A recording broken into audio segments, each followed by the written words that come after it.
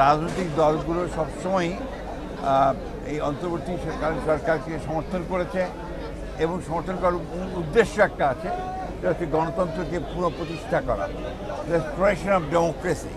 সেটার জন্যেই আমরা কাজ করছি 15 বছর ধরে। আমরা সংগ্রাম করেছি, লড়াই করেছি এবং এটা উনি কী উদ্দেশ্যে কীভাবে বলেছে আমি জানি না। ভারপ্রাপ্ত চেয়ারম্যান সাহেবকে বার্তা দিয়েছে যে আপনারা সবাই ধৈর্য ধরবেন। একটা বিশাল বিজয় সূচিত হয়েছে জনগণের। এই বিজয়কে ফলপ্রসূ করতে হলে অবশ্যই সবাইকে ধৈর্য ধরে কাজ করতে হবে এবং গণতন্ত্রকে প্রতিষ্ঠা করতে হবে এবং গণতন্ত্রের যেটা প্রথম পদক্ষেপ ফটক, সেই ফটকে যে নির্বাচনের জন্য সবাইকে প্রস্তুতি নিতে হবে। ওনার যখন সুযোগ হবে, অর্থাৎ আপনার মামলা মোকদ্দমাগুলো শেষ হয়ে চলে আসবে। আমরা 2 বছর আগে সংস্কারের কথা বলেছি, 31 দফা সংস্কার নিয়ে।